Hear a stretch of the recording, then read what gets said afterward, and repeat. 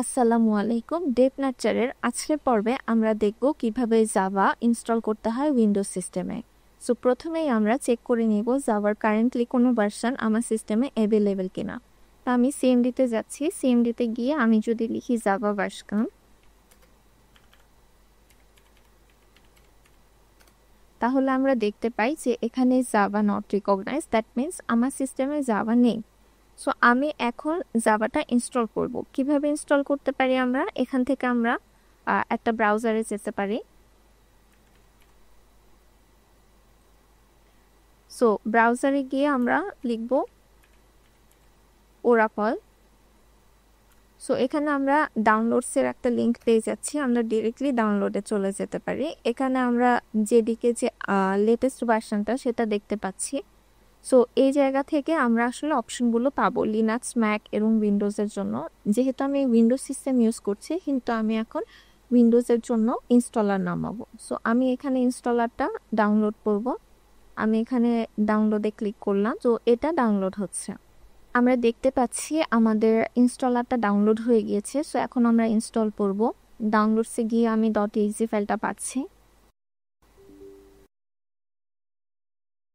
So আমি নেক্সটে click করার পরে সে কোথায় জাভা ইনস্টল করবে সেটা জানতে চাচ্ছে। এটা বেসিক্যালি সি ড্রাইভও হয়ে থাকে। যদি আমরা চাই যে সি ড্রাইভে একটু প্রেশার না পড়ুক, বা আমি আমার সফটওয়্যারগুলো অন্য কোথাও ইনস্টল করে থাকি, সেই ক্ষেত্রে আপনারা চেঞ্জ করে নিতে পারেন। আমি এটাকে সি ড্রাইভেই ইনস্টল করছি।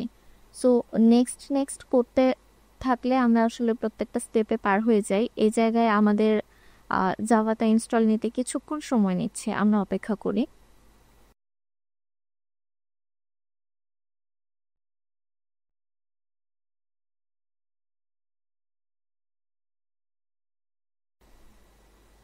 আমাদের জাভা ইনস্টলারের কাজ শেষ। এখন যেটা করতে হবে সেটা হচ্ছে এনভায়রনমেন্ট ভেরিয়েবলে আমাদের জাভা হোমের পাথটা ধরিয়ে দিতে হবে।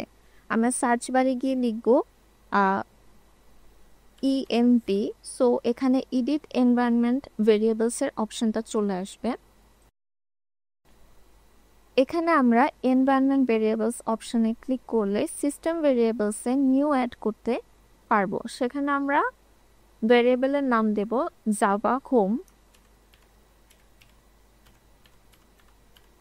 এবং ভ্যারিয়েবলের যে ভ্যালু, এখানে আমরা আমাদের স্লাইপে যে প্রোগ্রাম ফাইলটা আছে সেখানে জাভার পাথটা ধরিয়ে দিতে। ওকে, সো এটা আমার অ্যাড করা হয়ে গেছে। এখন আমরা যেটা করব সেটা হচ্ছে আমাদের ইউজার ভেরিয়েবলের ভেতরে পাথ ভেরিয়েবল থাকে, সেখানে আমরা পাথ এডিট করতে পারবো। সো সেই জায়গাটাতে আমরা নতুন একটা পাথ অ্যাড করব।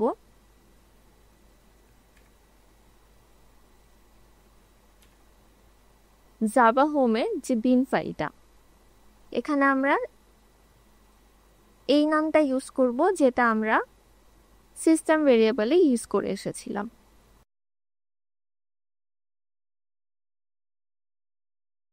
সো এখন যদি আমরা কমান্ড প্রম্পটে আমাদের জাভার ভার্সন চেক করি, দেখতে পারবো এখন আর জাভা নট রিকগনাইজড দেখাচ্ছে না, এখন আমাদের ইনস্টলড ভার্সন শো করছে। দ্যাট মিনস আমাদের সিস্টেমে জাভা প্রপারলি ইনস্টল হয়েছে।